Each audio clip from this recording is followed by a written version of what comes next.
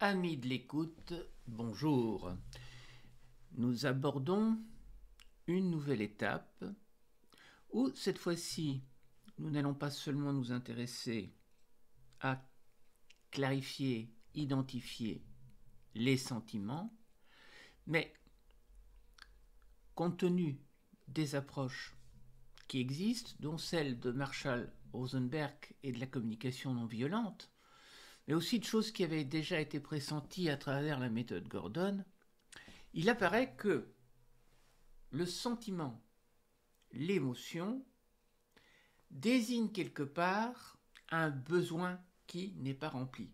Et donc l'émotion à ce moment-là se manifeste pour mettre en jeu un comportement qui va faire qu'on va combler le besoin ou chercher à le combler. Donc, clarifier les émotions, les sentiments est un début, mais il faut à terme clarifier les besoins. Et ces besoins, quels sont-ils? Alors, nous avons différentes approches des besoins. Nous avons les approches classiques telles que vous avez sans doute déjà vues de Maslow. Et nous avons, moi je m'aime bien le système des besoins de William Glasser. Puisqu'en fait, William Glasser, derrière cela, il y a la théorie du choix, qui est expliquée dans d'autres capsules. Donc, puisqu'on est dans une approche rogerienne, Roger, c'est non-directif. Pour être dans la non-directivité, il faut donc identifier le besoin de la personne et aider cette personne à mettre les choses en place pour combler le besoin. Oui, maintenant, encore faut-il identifier le besoin, donc on reprend les besoins de William Glasser. Et si on veut compléter plus finement ce qui tourne en définitive autour des besoins relationnels, nous avons les besoins définis par Jacques Salomé. Donc en fait, je ne vais pas les détailler ici, mais vous devez aller revoir les besoins selon Jacques Salomé et les besoins selon William Glasser. Et il vous appartiendra dans l'entretien, dans le dialogue d'écoute active, de renvoyer à la personne: oui, en fait, vous avez besoin de, et là, vous nommez le besoin tel qu'il aurait été désigné par William Glasser, désigné par Jacques Salomé, ou désigné par William Maslow. Mais ce besoin doit être formulé de manière compréhensible pour la personne avec qui vous dialoguez. Tout cela c'est très joli, mais que faut-il faire pratiquement? C'est ce que nous allons voir à travers un exemple de dialogue avec ChatGPT. Attention, nous allons également compléter le processus. Car, pour le moment, quand on a parlé des sentiments, des émotions, vous vous êtes basé sur ce que déclare la personne qui est aidée. Mais comme elle n'est pas toujours au clair avec elle-même, c'est l'émotion que vous décodez dans son non-verbal et que vous arrivez à identifier qui va, si elle est nommée, retomber et peut-être dénouer l'explication qui suivra ou désignera un chemin qui va mener au besoin qu'il faut retrouver. Et cette émotion, pour la retrouver, il faut se baser sur les expressions du visage. Qu'est-ce que cela donne en pratique? C'est ce que nous allons voir. Donc, pour réaliser l'exercice, vous avez besoin de deux choses. La première, de ChatGPT. La deuxième,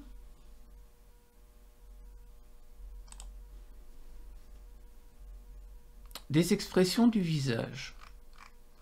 Alors vous remarquerez que là, elles sont numérotées. La bonne technique serait d'avoir une version muette où cet élément n'apparaît pas et vous avez mémorisé que ces expressions du visage correspondent à ceci ou cela. Vous pouvez également avoir un exemplaire papier où vous avez mis des étiquettes qui recouvrent le sens. Et donc, en fait, vous avez numéroté là dans les coins, 1, 2, 3, etc. Et donc, en fait, vous allez voir le lexique, et si vous ne trouvez pas, ben vous regardez l'indice en dessous. Voilà la technique. Bon, donc maintenant, pratiquement, on fait quoi? On va coller un prompt qui est mis à disposition. Ici, je vous explique. Bonjour ChatGPT 3.5. Je suis en formation pour devenir travailleur social et je souhaite m'entraîner à la fois à reconnaître les émotions, à interpréter les expressions faciales et améliorer la communication en identifiant et corrigeant les erreurs de codage et de décodage dans les interactions. Donc beaucoup de choses à la fois. Dans cet exercice, tu joueras le rôle de différents personnages avec problématiques sociales, à raison d'un personnage à la fois, en précisant leur âge, leur sexe et le contexte de notre interaction. Chaque personnage exprimera une préoccupation ou un problème de manière vague ou ambiguë. De plus, indique un code numérique de mon lexique correspondant à l'expression faciale que le personnage affiche.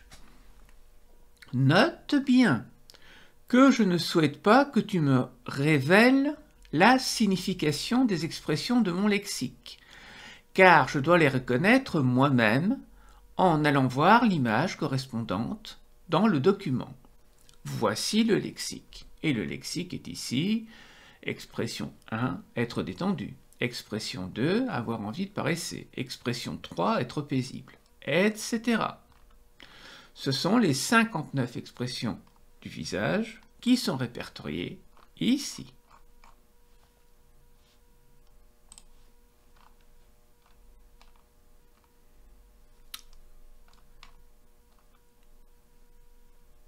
Tu préciseras donc, par exemple, expression faciale, expression 6, et surtout, tu ne préciseras pas ce à quoi elle correspond. Ici, se sentir amusé. Je vais tenter de décoder tes messages en utilisant des questions ouvertes et des techniques d'écoute active, tout en essayant de reformuler l'émotion que le personnage ressent, basée sur l'expression faciale indiquée par le code. Si je commets une erreur, efforce-toi de me corriger en suggérant la question ou la reformulation appropriée et en expliquant pourquoi c'était une erreur. Ta réponse devrait également montrer une possible erreur de décodage de ta part. Nous continuerons le dialogue en ajustant notre communication pour une meilleure compréhension mutuelle. L'objectif est de développer mes compétences pour reconnaître les émotions, les besoins et les expressions faciales, ainsi que pour améliorer la clarté de la communication dans un contexte professionnel. Merci de ton aide précieuse. Alors, bien sûr, je suis prêt à jouer le rôle de différents personnages et à interagir avec vous en utilisant les expressions faciales de votre lexique.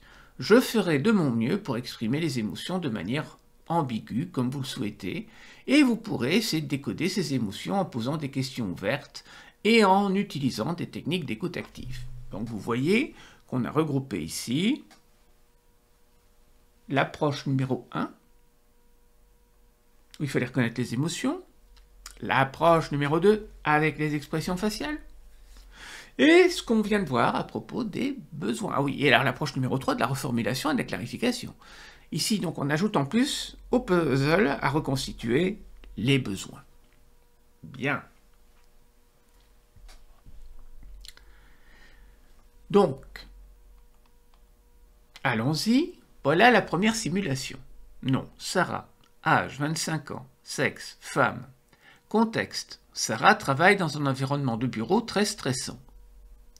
Expression faciale, expression 26. Donc, vous êtes censé aller voir dans votre référentiel, expression 26.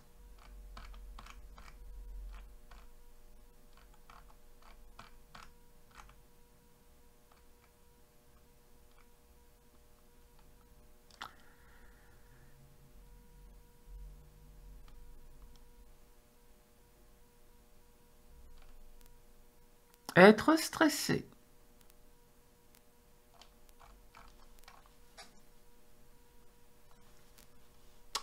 Bien.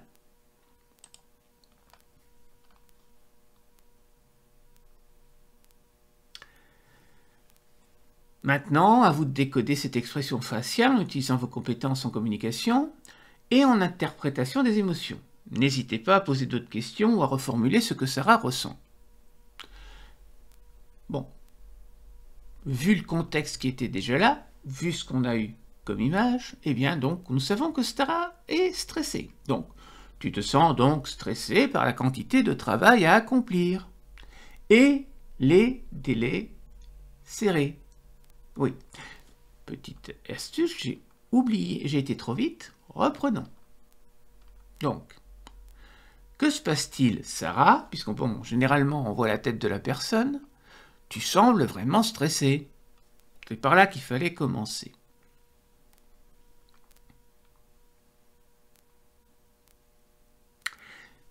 Sarah, oui, en effet, je me sens un peu tendue ces derniers temps, il y a beaucoup de travail à faire au bureau et les délais sont serrés. Chat dit, maintenant à vous de décoder cette expression faciale en utilisant, c'est toujours la même, donc elle est toujours stressée.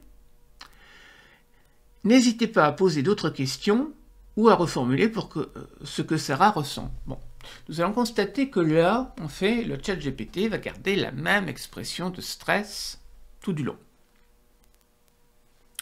Donc, nous allons continuer pour que vous compreniez, mais dans le prompt, il a fallu que j'ajoute un petit élément pour qu'il y ait de la variabilité.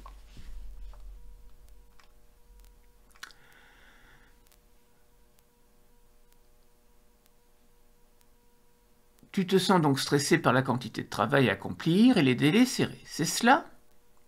Sarah, oui, c'est exact. La pression au travail est vraiment intense en ce moment et j'ai du mal à tout gérer. Je me sens stressé par cette situation. Bon, voilà. Donc, bilan, vous avez correctement identifié l'émotion de Sarah en utilisant une question ouverte et en reformulant sa réponse. Vous avez bien compris qu'elle se sent stressée en raison de la pression au travail. Continuez ainsi avec d'autres personnages ou situations si vous souhaitez. Donc là, vous pouvez soit diversifier et demander à un autre personnage, soit continuer et tenter d'approfondir. Je choisis d'approfondir. Je poursuis avec Sarah. Alors, je lui pose une question. As-tu recherché des solutions pour mieux gérer la pression que tu subis en ce moment? Donc, en fait, on essaie de voir si elle a envisagé des stratégies. Elle nous sort toujours la même expression de stress, la pauvre.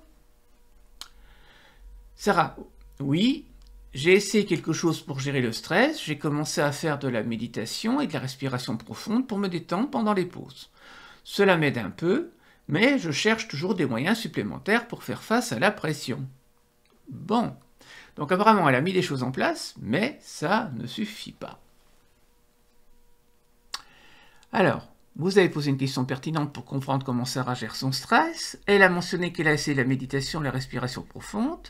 Si vous avez d'autres questions pour approfondir la discussion ou aider Sarah, n'hésitez pas à les poser. Oui, la méditation et la respiration t'aident à faire retomber la pression interne. Et donc apparemment, elle avait dit qu'il y avait des délais stressés et une quantité importante de tâches à gérer. Donc, il y a une pression externe aussi. Qu'est-ce qu'elle en fait? Donc, tu parviens à faire retomber la pression interne, mais il faudrait que tu arrives à faire face à la pression externe. Là, j'ai peut-être commis une erreur. Il faudrait que tu arrives à faire face à la pression externe. Donc, je suis en train de sous-entendre qu'elle n'y fait pas face. Peut-être qu'elle y fait face. Comment gères-tu? Alors, là, c'est peut-être là que j'aurais dû commencer. Comment gères-tu la quantité des tâches en fonction des délais? Tu en gères une à la fois, plusieurs? Comment détermines-tu l'ordre dans lequel tu dois les accomplir? Parce que bon, en fait, là j'ai en tête, est-ce qu'elle gère correctement les tâches? Est-ce qu'elle jongle correctement avec les tâches ou est-ce qu'elle part dans tous les sens?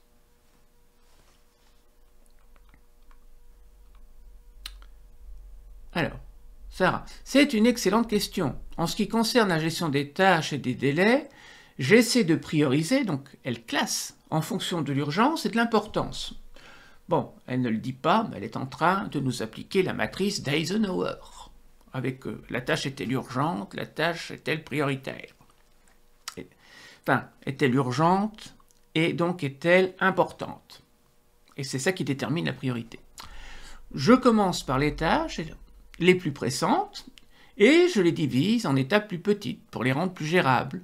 Parfois, je demande de l'aide à mes collègues lorsque c'est possible pour alléger la charge de travail. Bon, donc ce qu'elle fait a l'air adapté. ChatGPT, vous avez posé une question verte qui encourage Sarah à expliquer sa méthode de gestion des tâches et des délais. Elle a répondu en décrivant comment elle priorise les tâches et les divise en étapes plus petites. Vous avez bien compris sa réponse et sa manière de faire à la pression externe. N'hésitez pas à continuer la conversation avec Sarah ou à explorer d'autres émotions ou personnages si vous le souhaitez. Donc, a priori, puisque bon, ça a l'air d'aller, tu gères au niveau technique, au niveau de la pression externe. Et tu adoptes des stratégies personnelles au niveau de la pression interne. Qu'est-ce qui fait alors que le stress est encore important? Tu as une idée? Ben oui. Qu'est-ce qui fait en définitive que, malgré les stratégies qui sont adaptées, le stress demeure important? Bon, nous sommes toujours dans la même expression faciale. Ça n'a pas beaucoup bougé, hein, et ça ne bougera pas malheureusement. Sarah, oui, c'est vrai que j'ai mis en place certaines stratégies techniques pour gérer la pression externe. Cependant, le stress persiste principalement parce que la charge de travail est très élevée et que les attentes sont constantes. Donc, c'est la tâche de travail, c'est l'objet qui est difficile à gérer. Parfois, il est difficile de s'échapper complètement du stress lorsque l'environnement de travail est aussi intense. Bon, ChatGPT, vous avez posé une question qui permet à Sarah d'expliquer pourquoi le stress persiste malgré ses stratégies de gestion. Elle a souligné l'importance de la charge de travail et des attentes constantes dans son environnement de travail. Continuez à poser des questions si vous le souhaitez ou passez à un autre personnage ou émotion si vous préférez. Alors, là je me demande, tiens, en définitive, est-ce qu'elle s'en sort moins bien que ses collègues, si elle a des collègues qui travaillent à la même tâche? Ça permettrait de relativiser, de comprendre. Donc, là, je pose une question pour explorer cette dimension-là. Est-ce que tu as des points de comparaison entre ta charge de travail et celle d'autres collaborateurs qui accomplissent le même travail que toi? L'expression faciale ne bouge pas. Sarah, oui, j'ai remarqué que certains de mes collègues ont des charges de travail similaires, voire plus lourdes.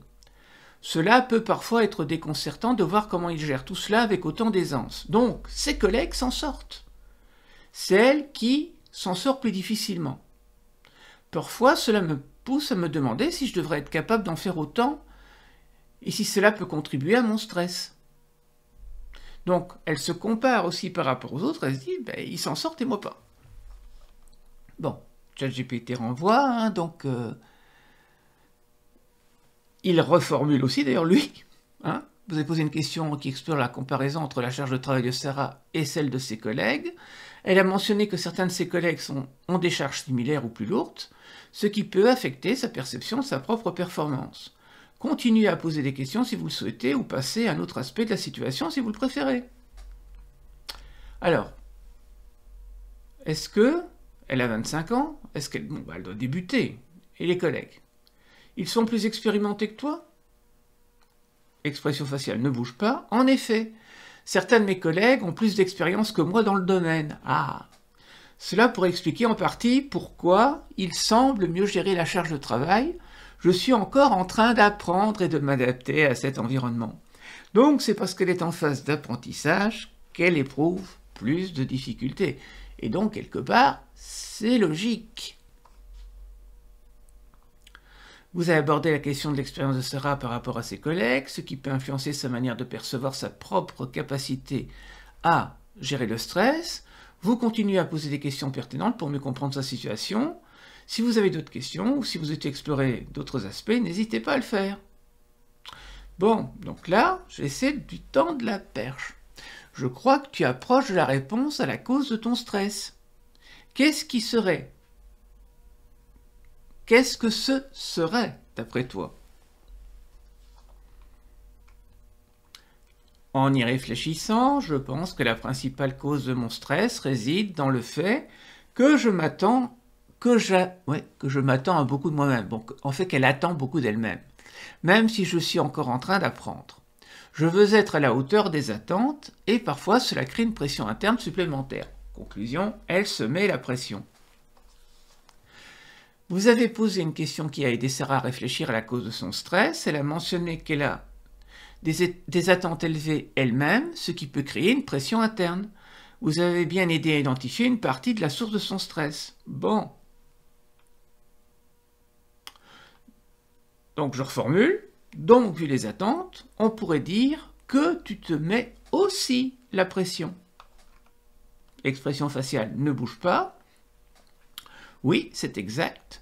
Je me mets beaucoup de pression pour être performante et répondre aux attentes, ce qui peut contribuer à mon niveau de stress.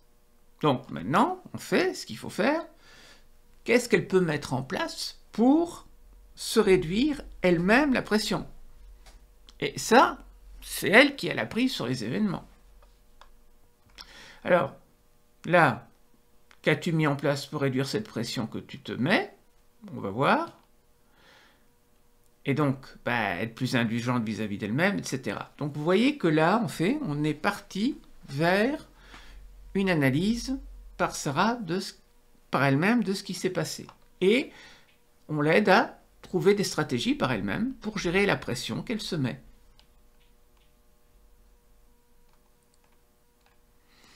Et donc, on fait, en approche non directive,